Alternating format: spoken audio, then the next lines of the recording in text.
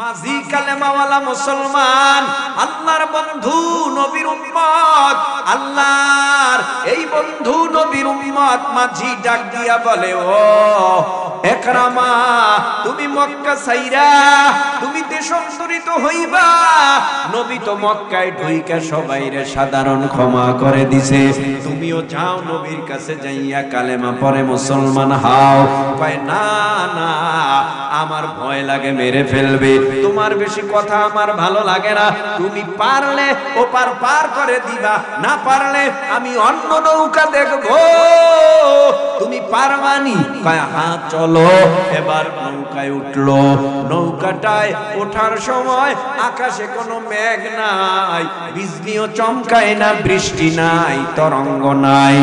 নৌকায় ওঠার পর হঠাৎ করিয়া নৌকাটা নদীর মাঝখানে চলে গেল, আকাশটা মেঘাচ্ছন্ন হয়ে গেল, বিজলি চমকাইতেছে, বাতাস, নদীর পানির ভিতরে ঢেউ শুরু হয়ে গেছে, এত বড় বড় উঁচু উঁচু ঢেউ আসে, বাঁচার কোনো লক্ষণ নাই। কিন্তু এই আবু জাহালের সন্তান কান্নার আওয়াজ দিয়া, উনি যেই মালিকের ইবাদত করত, ওই খোদার নাম ধরে ডাকে, লাত আমারে বাঁচাও, উজ্জা আমারে বাঁচাও, মানাত আমারে বাঁচাও। হে যুব সমাজ মুরব্বী বাবা, একটু জিহ্বা নাড়ায় বলেন, লাতের কাছে কোনো ক্ষমতা আছে? উজ্জার কাছে ক্ষমতা আছে? মানাতের কাছে ক্ষমতা আছে? ক্ষমতা যার কাছে আছে তার নাম কি? আল্লাহ পাক রব্বুল আলামিন রে ডাকে না, কারণ তার সাথে বন্ধুত্ব নাই, আল্লাহর সাথে সম্পর্ক নাই, আল্লাহর সাথে ভালোবাসা নাই, তাই তো আল্লাহরে ডাকে না, তাই তো মায়ার নবীরে মহব্বত করে না, বলেই তো মায়ার নবীর উসিলা দিয়া আল্লাহর কাছে ক্ষমা চায় না।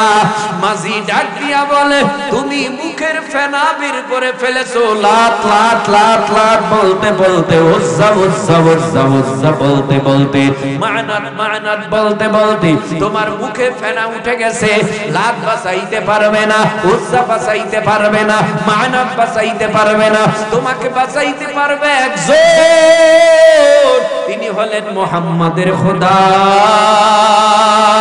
তুমি মুহাম্মাদের খোদারে একটা ডাক দিয়া বলো, ও মুহাম্মাদের খোদা, তুমি মুহাম্মাদের উসিলায় আমারে মাফ কইরা দাও, আমি মাঝি তোমাকে ঘোষণা দিলাম, এই ডাকটা দিতে দেরি করবা, দেখবা আল্লাহ তোমাকে বাঁচাইতে দেরি করবে না। বিপদে পইরা গেলে নাকি হিন্দুরাও আল্লাহ ডাকে, বেঈমান ওয়ালারাও নাকি আল্লাহ ডাকে, বিপদে পড়লে তো কি করে? খালেস নিয়াইতে ডাক দিছে আবু জাহালের সন্তান একরামা, ডাক দিয়া কয়, ও মুহাম্মাদের আল্লাহ, ও মুহাম্মাদের খোদা, ও মুহাম্মাদের রব, ও মুহাম্মাদের রব, দেরি করিও না, মহা বিপদ, তুমি যদি না বাঁচাও আমার উপায় নাই, তুমি আমারে বাঁচাইয়া দাও। আল্লাহর কাছে, আল্লাহর কাছে আমার নবীর নাম ধরিয়া উসিলা করিয়া যখন দোয়া করছে, আমার আল্লাহ পানির তরঙ্গ ঠান্ডা করে দিছে, বাতাসটা বন্ধ করে দিছে, বিজলি আর চমকায় না, আকাশটা শান্ত করে দিছে, অন্ধকার ফর্সা হয়ে গেছে, নৌকাটা যেতে যেতে যেতে যেতে যেতে যেতে নদীর কিনারায় হাজির হয়ে গেছে। এবার মা নৌকা থেকে নাইমা দৌড়াইতেছে, মাঝিও পিছনে পিছনে দৌড়ায়, ওই তুমি কই যাও? বলে আমি যাই মুহাম্মাদের হাতে হাত লাগাইয়া কালেমা পড়ে মুসলমান হওয়ার জন্য। কেন তুমি না কিছুক্ষণ আগে দেশ ত্যাগ করে এরপরে তুমি পালাইতে চেয়েছো? হ্যাঁ আমি পালাইতে চেয়েছি, কারণ কারণ ওদেরকে আমি ভয় পেয়েছি, কিন্তু আমার মনের মধ্যে দুনিয়ার কোনো ভয় এখন আর নাই, আমার অন্তরের মধ্যে মনে হয় ঈমান ঢুকে গেছে, আল্লাহর ভয় ঢুকে গেছে, আমি নবীর দরবারে যাব। এই দিকে নবীর দরবারে দৌড়ায়, অন্যদিকে মায়ার নবীর চাচা আমির হামজাকে নির্মমভাবে শহীদ করে দিয়েছিলেন ওয়াহশী। ওয়াহশীও নবীর দরবারে দৌড়ায়, এইদিকে একরামাও নবীর দরবারে দৌড়ায়, যাইয়া নবীর কাছে মাথা নত করে দাঁড়িয়ে আছে। সাহাবা একরাম দেখতেছে, যদি ওদের উদ্দেশ্য ভালো হয়, ভালো ব্যবহার পাবে, উদ্দেশ্য যদি খারাপ নিয়ে নবীর কাছে আসে, তাহলে আমরা উচিত জবাব দিয়ে দিব। সাহাবা একরাম অপেক্ষা করে। নবী কয়, তোমরা বাধা দিবা না, আমার কাছে আসতে দাও। নবীর কাছে আসছে। নবী বলেন, কি ব্যাপার?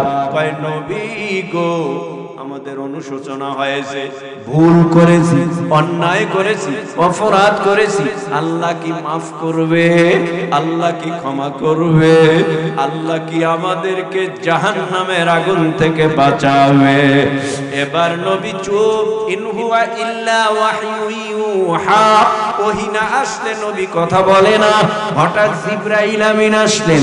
ও পয়গম্বর, আবু জাহেলের সন্তান কেন, ওয়াহশী কেন, তামাম পৃথিবীর জমিনের মধ্যে যত পাপীরা পাপ করিয়া আত্মসমর্পণ করবে, সারেন্ডার করবে, আমার দিকে ফিরে আসবে, লা তাকনাতু মির রাহমাতিল্লাহ, লা তাকনাতু মির রাহমাতিল্লাহ, লা তাকনাতু মির রাহমাতিল্লাহ। আমি আল্লাহর রহমত গুনার চেয়ে অনেক বড়। যদি তাওবার মতো তওবা করে, তামাম পৃথিবীর মানুষ যদি তাওবার মতো তওবা করে, যত পাপী হোক, যত অপরাধী হোক, আমার কাছে আয়েশা যদি আত্মসমর্পণ করে আর বলে, ও দয়ার মালিক, আর জীবনে আমি অন্যায় করব না, মিথ্যা বলবো না, নামাজ ছাড়বো না, হারাম খাবো না, সুদ খাবো না, ঘুষ খাবো না, ও আল্লাহ তুমি আমারে মাফ করে দাও। বান্দা যদি আত্মসমর্পণের মতো আত্মসমর্পণ করে, আমার আল্লাহ বলে তার গুনাহ তো মাফ করবই।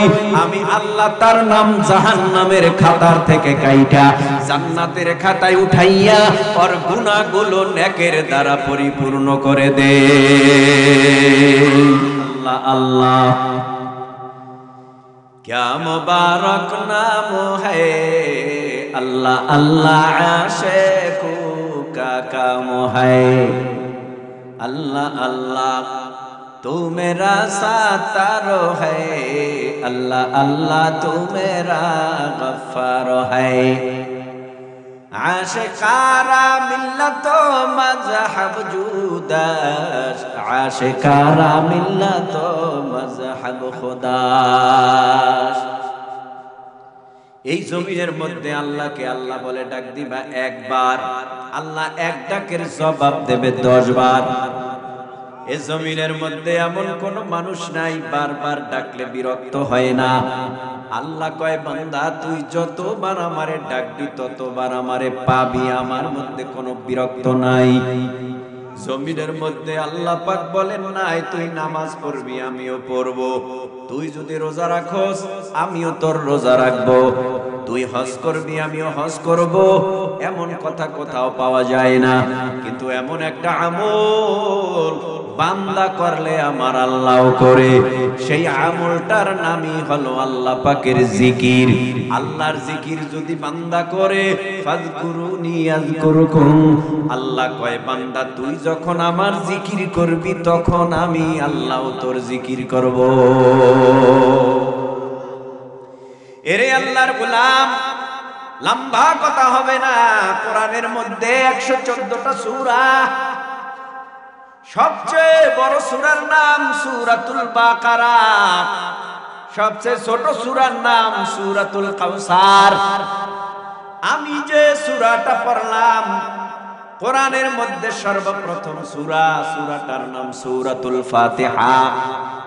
সূরা ফাতিহা পারি না মুসলমান এমন কেউ নাই, নারীও সূরা পারে, পুরুষও পারে, যুবক পারে, বুড়া পারে, তরুণ পারে, কিশোর পারে। কারণ যদি কেউ সূরা ফাতিহা না পারে, আমি মনে করব ওর মতো মুসলমান দুনিয়ায় বাঁচার চাইতে মইরা যাওয়া ভালো। সূরা ফাতিহা এমন একটা সূরা, যেই সূরা নামাজে পড়তে হয়, সুন্নাত, ওয়াজিব, মুস্তাহাব, ফরজ, ঈদের নামাজ, জুমার নামাজ, দুনিয়ার মধ্যে সর্বক্ষেত্রে যেই সূরাটা লাগে, সূরাটার নাম সূরাতুল ফাতিহা। ফরজ নামাজেও লাগে, ওয়াজিব নামাজেও লাগে, সুন্নাত নামাজেও লাগে, নফল নামাজেও লাগে, ফজরের সময়ও লাগে, যোহরের সময়ও লাগে, আসর, মাগরিব, এশারের সময়ও লাগে। তুমি ইশরাক পড়বা, সূরা ফাতিহা ছাড়া হবে না। তুমি আওয়াবিন পড়বা, সূরা ফাতিহা ছাড়া হবে না। তুমি তাহাজ্জুদে দাঁড়াইবা, সূরা ফাতিহা ছাড়া হবে না। সূরা ফাতিহা এমন একটা সূরা, যেই সূরা তেলাওয়াত কইরা পানির উপরে ফুঁক দিয়া যদি রোগীকে খাওয়ানো হয়, আল্লাহর নবী বলেন ওর ভিতরে কোন রোগ থাকবে না। সূরা ফাতিহার বরকতে আমার আল্লাহ রোগ ভালো করে দিবে। এই সূরা ফাতিহা আল্লাহ পাক রব্বুল আলামিন বলেন আলহামদুলিল্লাহি রাব্বিল আলামিন। ও ভাই, একটু মোহাব্বতের নজরে জিহ্বা নাড়ায় বলেন, গোটা পৃথিবীর তামাম বিশ্ব জগতের প্রতিপালক কয়জন? এ পিছনের ভাইরা বলেন কয়জন? আরো জোরে জোরে বলেন কয়জন? গোটা বিশ্ব জগতের প্রতিপালক কে? দুনিয়ার কোন বাদশা না, দুনিয়ার কোন মানুষ না, দুনিয়ার কোন কোটিপতি না, বিশ্ব জগতের প্রতিপালক হলো আমার আল্লাহ। এজন্য প্রশংসা করি তার, বিশ্ব জগতের প্রতিপালকের প্রশংসা সকাল বেলাও করো, নামাজের মধ্যে করো, আলহামদুলিল্লাহি রাব্বিল আলামিন। এরপরে শুকরিয়া আদায়ার্থে তুমি পড়ো আলহামদুলিল্লাহি রাব্বিল আলামিন। খুশির সংবাদ শুনেছো, তুমি পড়ো আলহামদুলিল্লাহি রাব্বিল আলামিন। তার মানে সব কাজে, সব সময়, সব জায়গায় আলহামদুলিল্লাহর দরকার আছে না নাই? আলহামদুলিল্লাহ লিখতে ও ভাই আরবিতে 8টি হরফের দরকার। আলহামদুলিল্লাহ। আল্লাহ পাক জান্নাত বানাইছে 8টা জান্নাতের মধ্যে মেইন গেট লাগাইছে 8টা। মেইন গেটের প্রত্যেকটা ঘটের মধ্যে তালা লাগানো। জমিনের মধ্যে যারা আলহামদুলিল্লাহ বলবে, আমার আল্লাহ এই আলহামদুলিল্লাহর আওয়াজটা আর জমিনে রাখবে না। এই আলহামদুলিল্লাহর আওয়াজটা ঊর্ধ্বগমন হতে হতে হতে হতে জান্নাতের 8টি দরওয়াজার তালার লগে সজোরে গিয়া ধাক্কা খায়।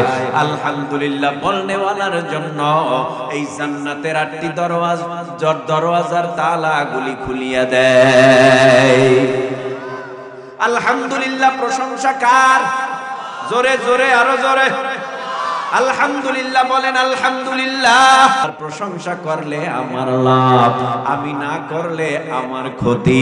তার মানে আমার লাভ কি? আলহামদুলিল্লাহ, আলহামদুলিল্লাহ, আলহামদুলিল্লাহ, আলহামদুলিল্লাহ, আলহামদুলিল্লাহ, আলহামদুলিল্লাহ বারবার বারবার জবান থেকে আলহামদুলিল্লাহ বলি। তার মানে আল্লাহর সকল প্রশংসার যোগ্য, আল্লাহর সব প্রশংসা। আমি আল্লাহর প্রশংসা করতে করতে করতে করতে এমন একটা পর্যায়ে চলে আসবে, আমার আল্লাহ আমার প্রশংসা গোটা দুনিয়ায় বাড়ায়া দেবে। তাহলে লাভ আমার, ক্ষতিও আল্লাহর প্রশংসা। আলহামদুলিল্লাহি রাব্বিল আলামিন। বিশ্বজগতের প্রতিপালক রব্বুল আলামিনের প্রশংসা। আলহামদুলিল্লাহি রাব্বিল আলামিন। আর রহমানির রহিম, যিনি পরম করুণাময় অসীম দয়ালু। ও ভাই, যুবক তরুণ কিশোর মুরব্বী বাবা, একটু জিহ্বা নাড়ায় বলেন অসীম ক্ষমতার মালিক কে? দুনিয়ার মধ্যে যারা আছে ক্ষমতা ক্ষমতা ক্ষমতা ক্ষমতা, এদের ক্ষমতা সসীম, অসীম না, অল্প দিনের ক্ষমতা। ক্ষমতা যে কয়দিন আছে সে কয়দিন আছে, যে কয়দিন আছে সে কয়দিন তার পাওয়ার আছে। চেয়ারও নাই, ক্ষমতাও নাই, তার পাওয়ারও নাই।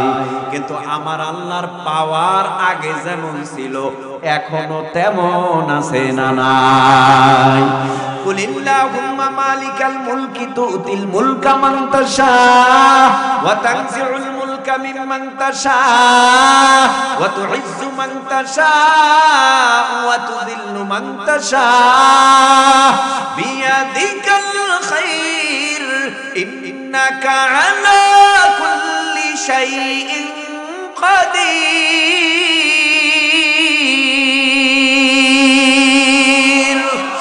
কালামে জিন্দা কুরআনে হাকিম হিকমতে ও লা ইয়াজালাস্তু কদিম জামিউল ইলমি ফিল কুরআনে হাকিম তাকাসুরাত আনহু আফহামুর রিজালি মুসলমানি বুয়াত গরদান নেহাদান ইনানে খুদ বদসতে খাজাদাদাম তাবারাকাল্লাযী বিয়াদিহিল মুলক কুলিল্লাহুম্মা মালিকাল মুলক। ও ভাই, একটু জিহ্বা নাড়ায় বলেন সারা পৃথিবীর কুল কেনায়তের মালিক কয়জন?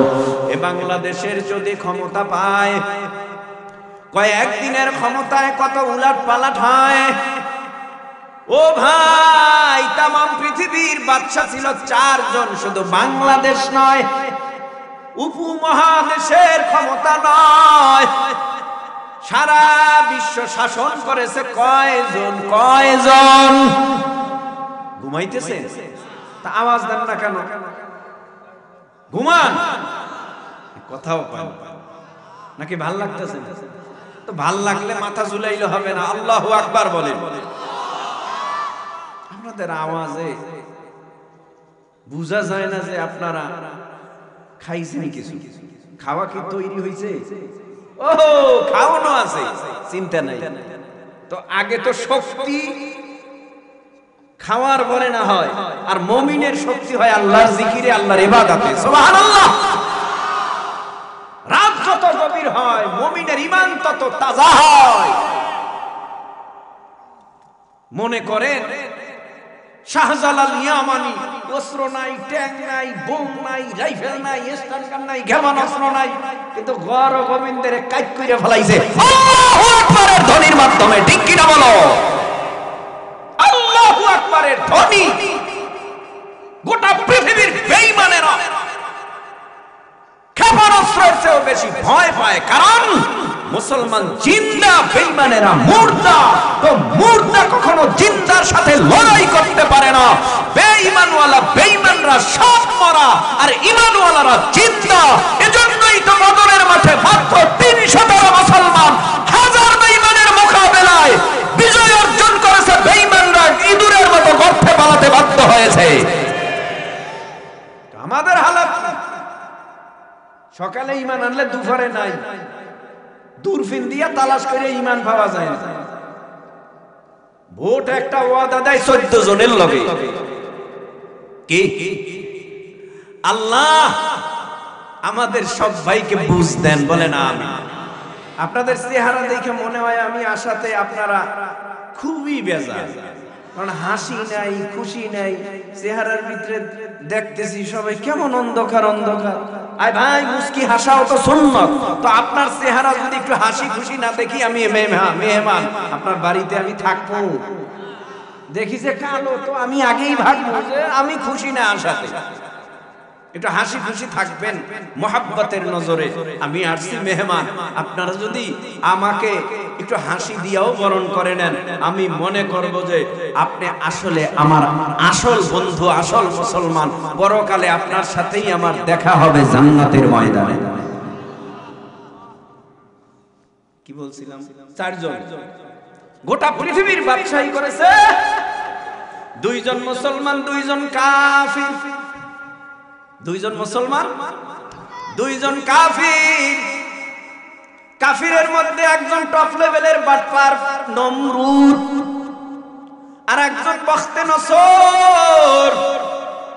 মুসলমানের মধ্যে দুইজন পয়গম্বর, সুলাইমান আলাইহিস সালাম, আর একজন হলো জুলকারনাইন বাদশা, যাকে আমরা বাদশা সেকান্দার বলে পরিচয় জানি। এই দুইজন মুসলমান, দুইজন কাফের। নমরুদের নাম নিলে বমি বমি ভাব, কারণ খারাপ লাগে। নমরুদ নাম পৃথিবীর জমিনে নমরুদের পর আর কেউ রাখে নাই।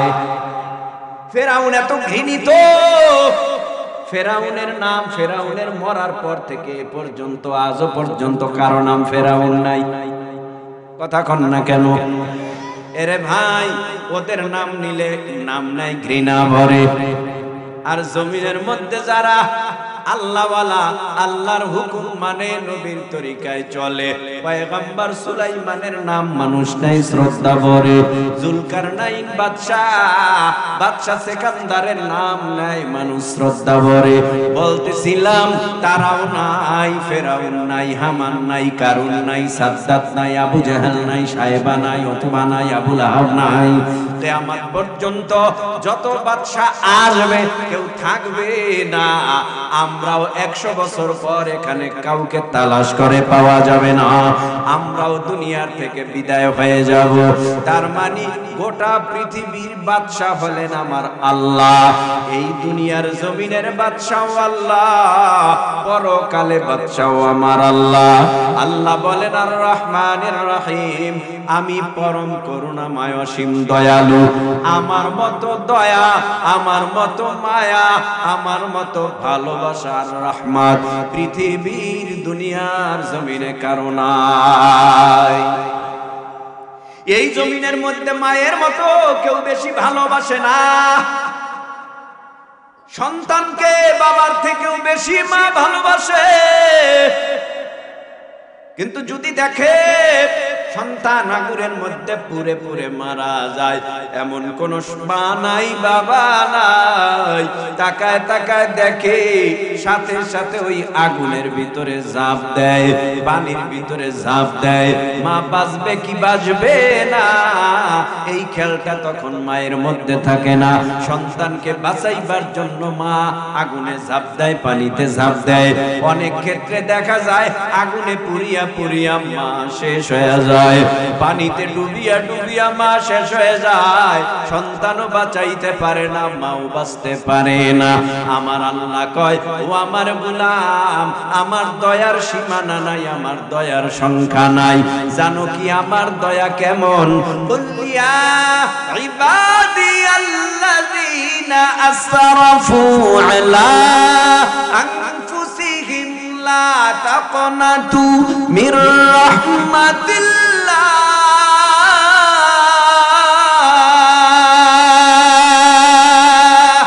ইন্নাল্লাহা ইয়াগফিরুয যুনুবা জামিআ, ইন্নাহু হুয়াল গফুরুর রহিম।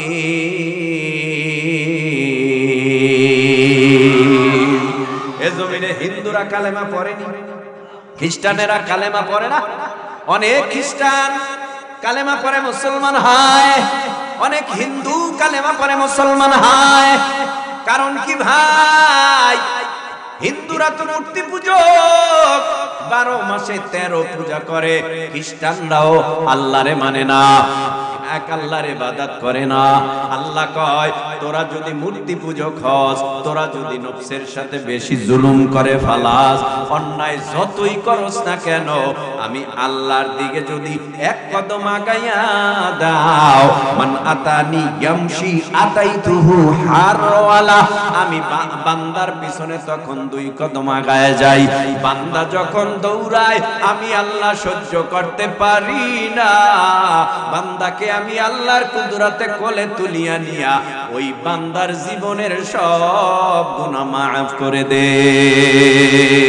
কারণ আল্লাহর দয়া বেশি, আল্লাহর মায়া বেশি। ছোট্ট একটা ঘটনা শোনাই। মক্কা বিজয় হলো 10,000 মুসলমান দিয়া। মদিনার মধ্য থেকে 10,000 মুসলমান নিয়া মায়ার নবী মক্কায় ঢুকেছে। বেঈমানেরা, মক্কার বেঈমানেরা কয় মুহাম্মদ আসতেছে, তোমরা কি করবা? রুখে দিবা না ঢুকতে দিবা? কয় যদি মুহাম্মদ সাল্লাল্লাহু আলাইহি ওয়াসাল্লাম আসলে তো আমাদের ঘর বাড়ি জায়গা জমি সব দখলে নিয়ে যাবে।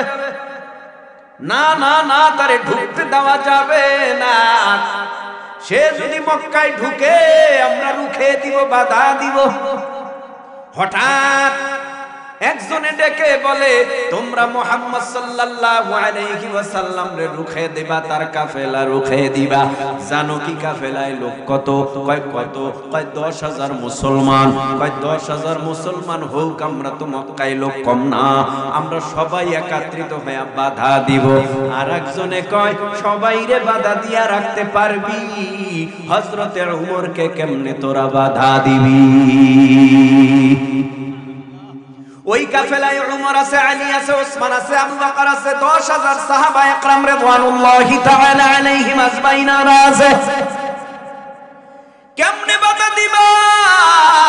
কয় যেই উমর যদি ওই কাফেলায় থাকে আমরা বাধা দিতে পারবো না, পথ ছাইরা দাও। এক উমরের ভয় পথ ছাইরা দিছে, নবী মক্কার জমিনে ঢুকছে। ঢুকার পরে মায়ার নবী কয়, এ মক্কা নগরীর মানুষেরা, তোমরা কেউ আমার বাবার আত্মীয়, তোমরা আমারে মারতে কম মারো নাই। তোমরা আমার দাদার আত্মীয়, তোমরা আমারে মারতে কম মারো নাই। তোমরা আমার চাচার আত্মীয়, তোমরা আমারে কম মারো নাই। তোমরা আমার নিজের আত্মীয়, বংশীয় আত্মীয়, প্রতিবেশী হিসাবে কম মারো নাই। তবে আমি নবী ইচ্ছা যদি করি এখন সকল মায়ের প্রতিশোধ আমি নিতে পারি। আমার দলে এখন 10,000 মুসলমান, কিন্তু না না, আমি নবী সবাইরে সাধারণ ক্ষমা করে দিলাম। ক্ষমার আওয়াজ পাইয়া বেঈমানেরা আস্তে আস্তে করে মায়ার নবীর দিকে আগাইতেছে। যেই নবীরে এত মারলাম, এত ঘুষাইলাম, এত জমিনের মধ্যে অপমান করলাম, বাপ দাদার মাটিতে থাকতে দিলাম না, জন্মভূমি মায়ার নবীর মক্কা নগরীতে বাবার দেশে মায়ের দেশে থাকতে দিলাম না। ওই নবী আমাদেরকে মারবে না, ক্ষমা কইরা দিছে। আয় আয় আয়, এতদিন নবীরে ভুল বুঝেছি, আজ আমরা নবীরে ভুল বুঝবো না। নবীর হাতে হাত লাগাইয়া কালেমা পরে মুসলমান হইতেছে। মুসলমান হতে হতে মুসলমানের সংখ্যা বেড়ে দাঁড়ালো 1.25 লক্ষ। এই দিকে দাগি যারা আসামি ছিল, মুসলমানদেরকে যারা হত্যা করেছে, এরা ভয়ে দেশান্তরিত হওয়ার জন্য পাগল। একজন দাগি আসামি ছিল আবু জাহালের সন্তান আকরামা অথবা ইকরামা। এই ইকরামা নদীর কিনারায় গেছে, মুসলমানের কাফেলা মক্কায় ঢুকছে। এই খবর পাইয়া চিন্তা করে না মুসলমানের হাতের তলোয়ারের আঘাত থেকে বাঁচতে পারবো না। কত মুসলমান জবাই করলাম, কত মুসলমান খুন করলাম, কত মুসলমানের রক্ত ঝরাইলাম, আমাকে রাখবে না। এই দাগী আসামি কি করবে? দৌড়াইয়া নদীর পারে গেছে। নদী পার হইয়া দেশান্তরিত হবে। নৌকার মাঝিকে ডেকে বলে, ও মাঝি ভাই, আমারে পারবা এই পার থেকে ওই পার পার করে দিতে? বলে, হ্যাঁ পারবো, কিন্তু আমার জানতে ইচ্ছে হয় তুমি কেন যাইবা? আমি যাইব কেন? শোনো, এই মক্কার নগরীতে মুসলমানের নেতা চলে আসছে, মুসলমানের সংখ্যা বেড়ে গেছে। উমর আলী ওসমান 10,000 সাহাবা একরামের কাফেলা, আমি তাদের হাত থেকে বাঁচতে পারবো না। তাই আমি মক্কায় থাকতে চাই না, দেশান্তরিত হতে চাই, তুমি আমাকে পার করে দাও। মাঝি কালেমাওয়ালা মুসলমান, আল্লাহর বন্ধু নবীর উম্মত, আল্লাহর এই বন্ধু নবীর উম্মত মাঝি ডাক দিয়া বলে, ও একরামা, তুমি মক্কা ছাইরা তুমি দেশান্তরিত হইবা। নবী তো মক্কায় ঢুইকা সবাইরে সাধারণ ক্ষমা করে দিছে, তুমিও যাও নবীর কাছে যাইয়া কালেমা পড়ে মুসলমান হও। কয়, না না, আমার ভয় লাগে মেরে ফেলবে, তোমার বেশি কথা আমার ভালো লাগে না, তুমি পারলে ওপার পার করে দিবা, না পারলে আমি অন্য নৌকা দেখবো, তুমি পারবানি? কয়, হ্যাঁ চলো। এবার নৌকায় উঠলো।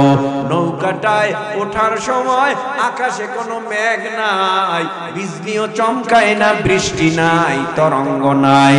নৌকায় ওঠার পর হঠাৎ করিয়া নৌকাটা নদীর মাঝখানে চলে গেল, আকাশটা মেঘাচ্ছন্ন হয়ে গেল, বিজলি চমকাইতেছে, বাতাস, নদীর পানির ভিতরে ঢেউ শুরু হয়ে গেছে। এত বড় বড় উঁচু উঁচু ঢেউ আসে, বাঁচার কোনো লক্ষণ নাই। কিন্তু এই আবু জাহালের সন্তান কান্নার আওয়াজ দিয়া, উনি যেই মালিকের ইবাদত করত, ওই খোদার নাম ধরে ডাকে, লাত আমারে বাঁচাও, উজ্জা আমারে বাঁচাও, মানাত আমারে বাঁচাও। হে যুব সমাজ মুরব্বী বাবা, একটু জিহ্বা নাড়ায় বলেন, লাতের কাছে কোনো ক্ষমতা আছে? উজ্জার কাছে ক্ষমতা আছে? মানাতের কাছে ক্ষমতা আছে? ক্ষমতা যার কাছে আছে তার নাম কি? আল্লাহ পাক রব্বুল আলামিন রে ডাকে না, কারণ তার সাথে বন্ধুত্ব নাই, আল্লাহর সাথে সম্পর্ক নাই, আল্লাহর সাথে ভালোবাসা নাই, তাই তো আল্লাহরে ডাকে না। তাই তো মায়ার নবীরে মহব্বত করে না বলেই তো মায়ার নবীর উসিলা দিয়া আল্লাহর কাছে ক্ষমা চায় না।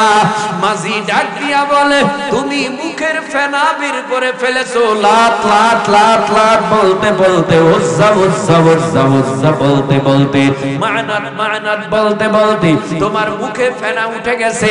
লাত বাঁচাইতে পারবে না, উজ্জা বাঁচাইতে পারবে না, মানাত বাঁচাইতে পারবে না, তোমাকে বাঁচাইতে পারবে একজন, তিনি হলেন মুহাম্মাদের খোদা।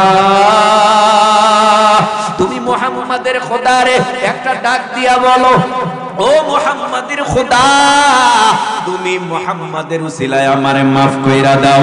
আমি মাঝি তোমাকে ঘোষণা দিলাম, এই ডাকটা দিতে দেরি করবা, দেখবা আল্লাহ তোমাকে বাঁচাইতে দেরি করবে না। বিপদে পইরা গেলে নাকি হিন্দুরাও আল্লাহ ডাকে, বেঈমান ওয়ালারাও নাকি আল্লাহ ডাকে। বিপদে পড়লে তো কি করে? খালেস নিয়াইতে ডাক দিছে আবু জাহালের সন্তান একরামা, ডাক দিয়া কয়, ও মুহাম্মাদের আল্লাহ, ও মুহাম্মাদের খোদা, ও মুহাম্মাদের রব, ও মুহাম্মাদের রব, দেরি করিও না, মহা বিপদ, তুমি যদি না বাঁচাও দাও, আমার উপায় নাই, তুমি আমারে বাঁচাইয়া দাও। আল্লাহর কাছে আমার নবীর নাম ধরিয়া উসিলা করিয়া যখন দোয়া করছে, আমার আল্লাহ পানির তরঙ্গ ঠান্ডা করে দিছে, বাতাসটা বন্ধ করে দিছে, বিজলি আর চমকায় না, আকাশটা শান্ত করে দিছে, অন্ধকার ফর্সা হয়ে গেছে। নৌকাটা যেতে যেতে যেতে যেতে যেতে যেতে নদীর কিনারায় হাজির হয়ে গেছে। এবার মা নৌকা থেকে নাইমা দৌড়াইতেছে, মাঝিও পিছনে পিছনে দৌড়ায়। ওই তুমি কই যাও? বলে আমি যাই মুহাম্মাদের হাতে হাত লাগাইয়া কালেমা পড়ে মুসলমান হওয়ার জন্য। কেন তুমি না কিছুক্ষণ আগে দেশ ত্যাগ করে এরপরে তুমি পালাইতে চেয়েছো? হ্যাঁ আমি পালাইতে চেয়েছি, কারণ ওদেরকে আমি ভয় পেয়েছি, কিন্তু আমার মনের মধ্যে দুনিয়ার কোনো ভয় এখন আর নাই। আমার অন্তরের মধ্যে মনে হয় ঈমান ঢুকে গেছে, আল্লাহর ভয় ঢুকে গেছে। আমি নবীর দরবারে যাব। এইদিকে নবীর দরবারে দৌড়ায়, অন্যদিকে মায়ার নবীর চাচা আমির হামজাকে নির্মমভাবে শহীদ করে দিয়েছিলেন ওহশীও নবীর দরবারে দৌড়ায়। এইদিকে একরামাও নবীর দরবারে দৌড়ায়, যাইয়া নবীর কাছে মাথা নত করে দাঁড়িয়ে আছে। সাহাবা একরাম দেখতেছে, যদি ওদের উদ্দেশ্য ভালো হয়, ভালো ব্যবহার পাবে, উদ্দেশ্য যদি খারাপ নিয়ে নবীর কাছে আসে, তাহলে আমরা উচিত জবাব দিয়ে দিব। সাহাবা একরাম অপেক্ষা করে। নবী কয়, তোমরা বাধা দিবা না, আমার কাছে আসতে দাও। নবীর কাছে আসছে। নবী বলেন, কি ব্যাপার? কয়, নবী গো, আমাদের অনুশোচনা হয়েছে, ভুল করেছি, অন্যায় করেছি, অপরাধ করেছি। আল্লাহ কি মাফ করবে? আল্লাহ কি ক্ষমা করবে? আল্লাহ কি আমাদেরকে জাহান্নামের আগুন থেকে বাঁচাবে?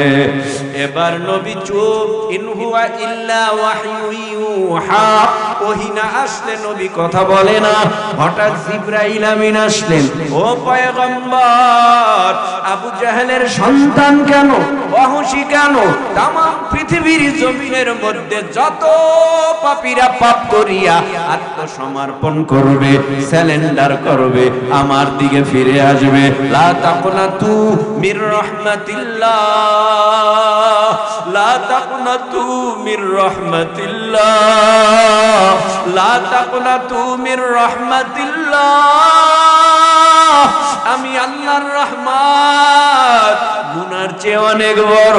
যদি তাওবার মতো তওবা করে, তামাম পৃথিবীর মানুষ যদি তাওবার মতো তওবা করে, যত পাপী হোক, যত অপরাধী হোক, আমার কাছে আয়েশা যদি আত্মসমর্পণ করে আর বলে, ও দয়ার মালিক, আর জীবনে আমি অন্যায় করব না, মিথ্যা বলবো না, নামাজ ছাড়বো না, হারাম খাবো না, সুদ খাবো না, ঘুষ খাবো না, ও আল্লাহ তুমি আমারে মাফ করে দাও।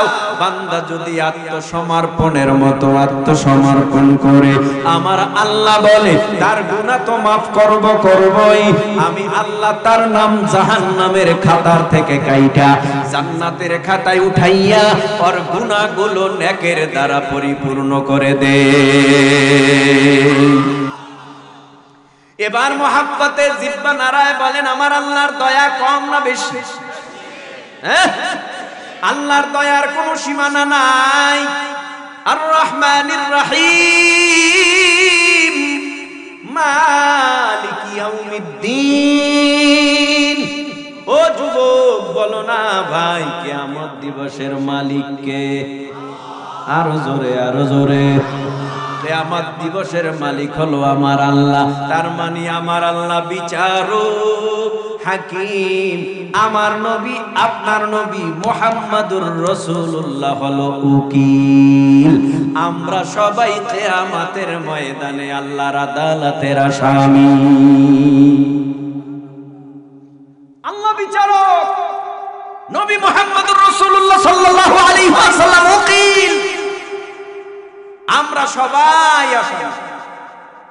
আদালতটা কেমন? কারো কথা শুই না বিচার করবে, এই আমি সরকারি দল, আমার কথায় যেন ফাঁসির আসামি খালাস হয়ে যায়। ফাঁসির আসামি যেন খালাস হয়ে যায়। এই আমি অমুক নেতা, ফোন দিলাম, সাবধান তারে জানি জেলে ভরা না হয়। আর জেলে ভরলেও যেহেতু অপরাধ করেছে, 1 সপ্তাহের বেশি যেন তারে না রাখা হয়। এ হলো দুনিয়ার বিচার আচার।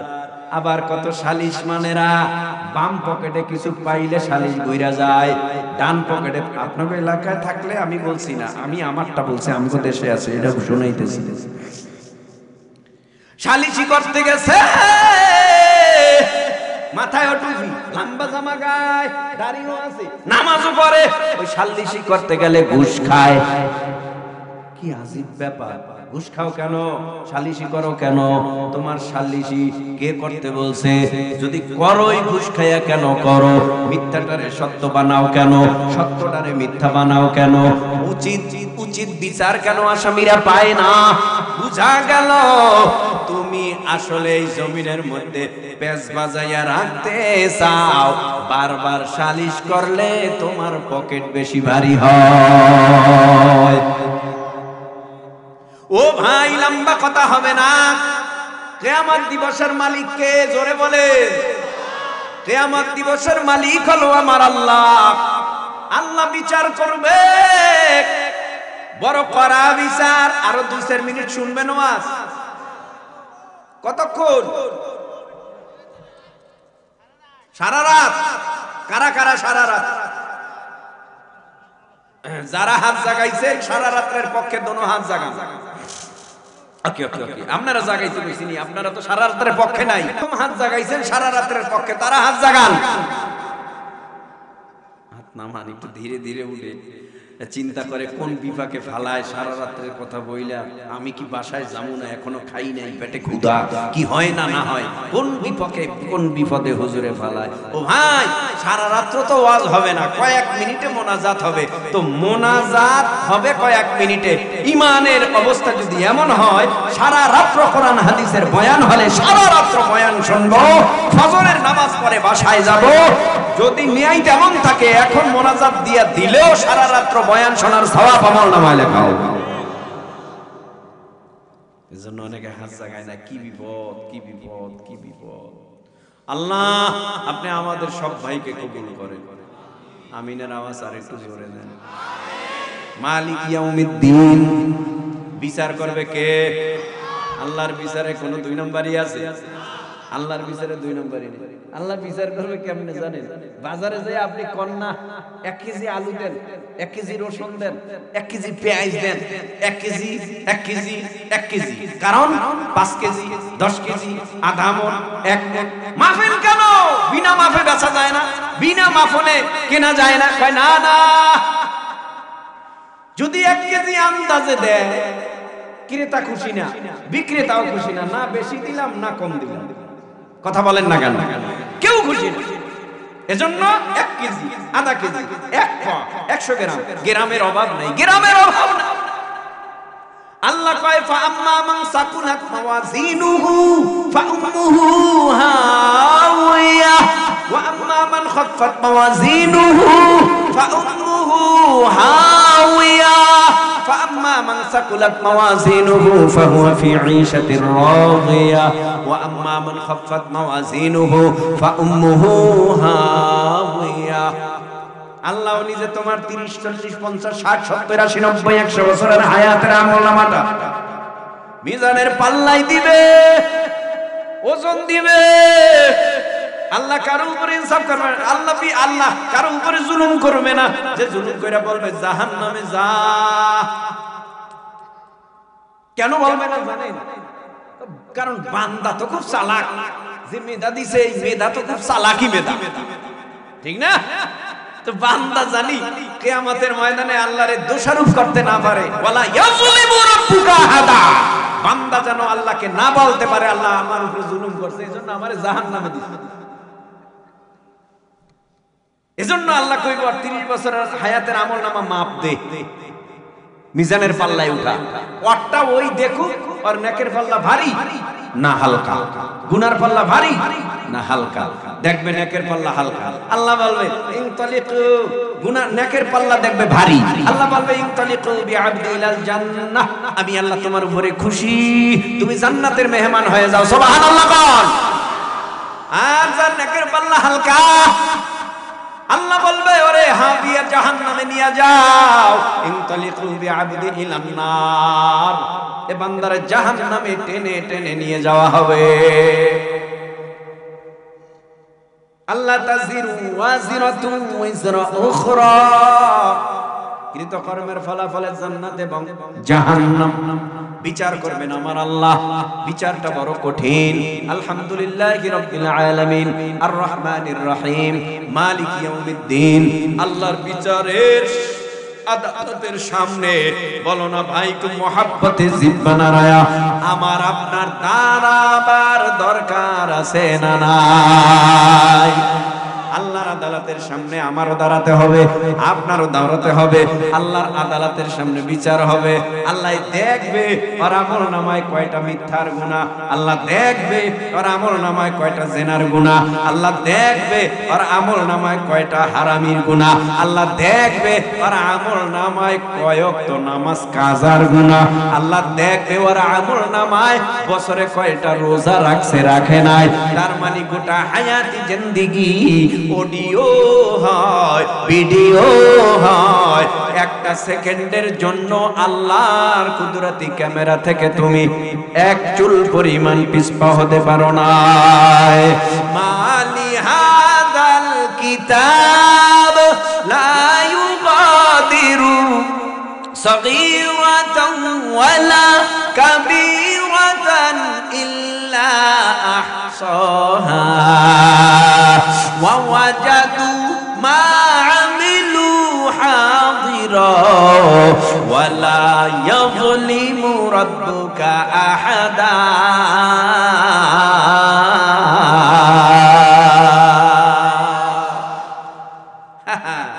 এটা এমন একটা আমল। সুবহানাল্লাহ কন্ত দেখি আরো জোরে বলেন তো, আরো জোরে বলেন। এই যে সুবহানাল্লাহ বললাম এর প্রতিদান আগামী কাল দিবে। আগামীকাল দেবে না, দিয়ে দিছে। এর প্রতিদান আল্লাহ সাথে সাথে দিয়ে দিয়েছে। কি দিছে? একবার সুবহানাল্লাহ বলেছেন বলেই আপনার আমলনামায় কমপক্ষে 100 নেকি লেখা হয়ে গেছে। একটা নেকির দাম কেমন? সাহাবায়ে কেরাম বলে নবী নেকির মূল্য কি? নবী কয় উহুদ পাহাড় স্বর্ণের হলো মূল্য কি? এই ভাই, এই আপনারা বলেন উহুদ পাহাড় সব স্বর্ণের হলে মূল্য কেমন? ক্যালকুলেটরে হিসাব আসবে, খাতা কলম দিয়ে হিসাব যোগফল আসবে। কয় না, নবী কয় উহুদ পাহাড় স্বর্ণের হলে যেই দাম, আমার উম্মতের ছোট্ট একটা নেকির মূল্য এর থেকে আরো বেশি বড়। এটি বুঝবেন কিয়ামতের মাঠে। এই দুনিয়ার মধ্যে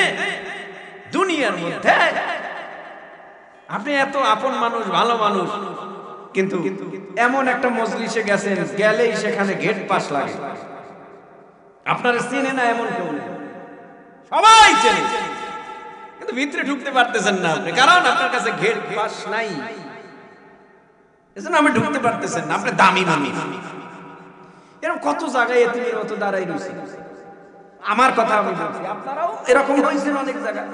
লজ্জাও পাইতে হয়, লজ্জা পাইলে কি করার আছে, ওখান থেকে চলে আসতে হয়, কারণ নাই গেট পাস, অনুমতি নেই, অনুমতি নেই, অনুমতি নেই, যাইতে পারবা না, যাইতে পারবা না। কেন? আমার কাছে গেট পাস। জান্নাতে যেতে হলে অনুমতি লাগবে, আর এই অনুমতির গেট পাসের নাম নেক। চিন্তা করে কত নেক কত দিকে ছাইরে দিছি, আর একটা নেক হুজুররা খালি নেক নেক নেক নেক নেক নেক, নামাজ নামাজ নামাজ নামাজ। এত ওয়াজ লাগেনি, এত ওয়াজ করেনি, কত চতুর্দিক থেকে ফতুয়াবাজি করে, এত ওয়াজ লাগে, এত মাদ্রাসা লাগে, অথচ আজ পর্যন্ত এইটা ভাবলো না আমার একটা নাতি আলেম হইল না, আমার একটা কোরআনের হাফেজ হইল না, আমার নিজের ছেলে কোরআনের হাফেজ হইল না, মাওলানা হইল না, মুফতি হইল না, আজীবন খয়রাত কইরা ইমাম হইনা জানাজা পড়ান লাগছে। আমার নিজের জানাজাটা আমার সন্তান পড়াইতে পারবে না, আমি একজন মুসলমান, এটা কেমনে হয়? আমার নাতি আমার জানাজাটা পড়াতে পারবে না, এটা কেমন হয়? এই অনুশোচনা, এই চিন্তা, এই ফিকির 24 ঘন্টার মধ্যে একটা মিনিটও করে না। আমি কয়দিন আগে এই হুজুরের মাদ্রাসায় আসছিলাম, কয়দিন আগে না, অল্প কয়েকদিন হয়েছে মনে হয়, হুজুরের মাদ্রাসায় আসছিলাম। মাদ্রাসার ছাত্র মাদ্রাসায় কি পড়ায়, মাদ্রাসায় কি পড়ায়? আপনাদের কাছে যদি আমি জিজ্ঞাসা যে উযু ভঙ্গের কারণ কত কয়টা,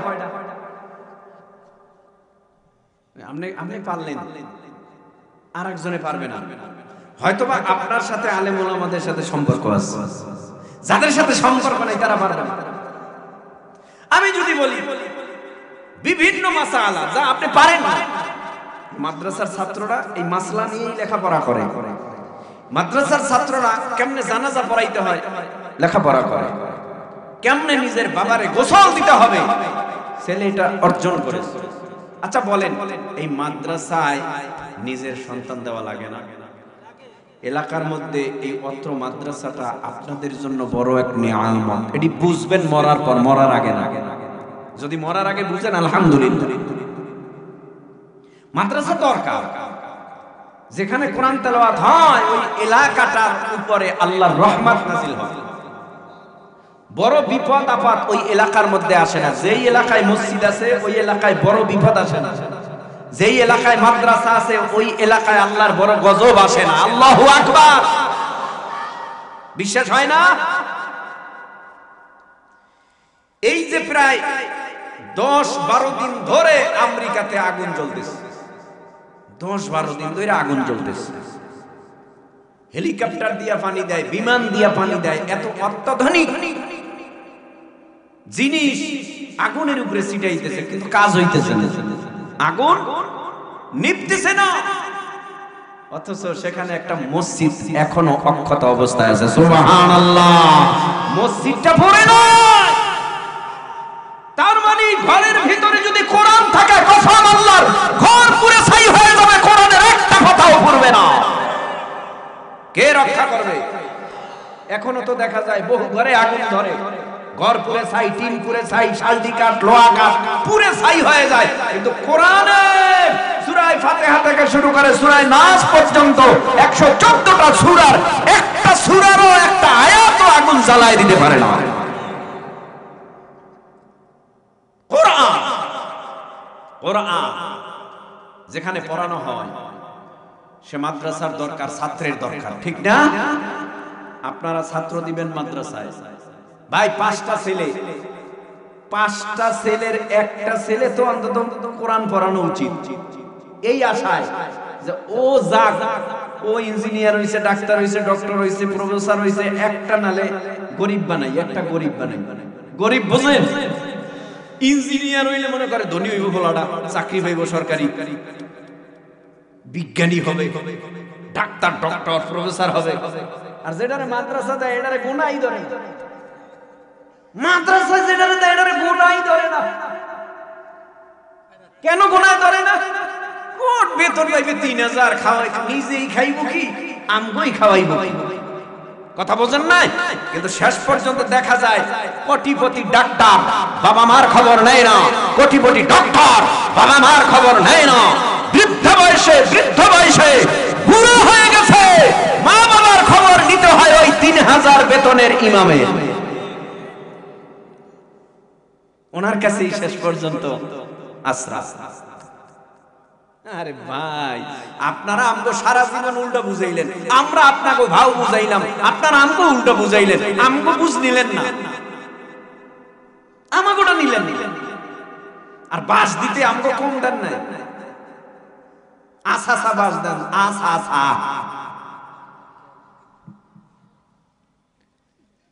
এমন এমন কথা আপনারা আমাদেরকে বলেন যে হুজুররা খারাপ। এই খারাপ হইয়াও আপনার মাইয়া হইলে আপনার বাড়িতে যাইয়ে আপনার মাইয়ার ডান বাম কানে আজান একামত দিই, আজও আপনার বিয়ায় যায়, আজও আপনার বাবা মা মইরা গেলে জানাজায় যায়।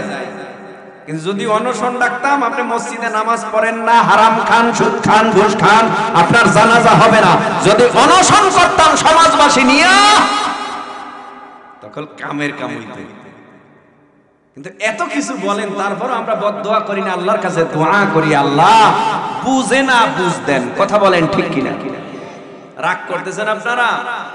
আল্লাহ বলেন, আল্লাহ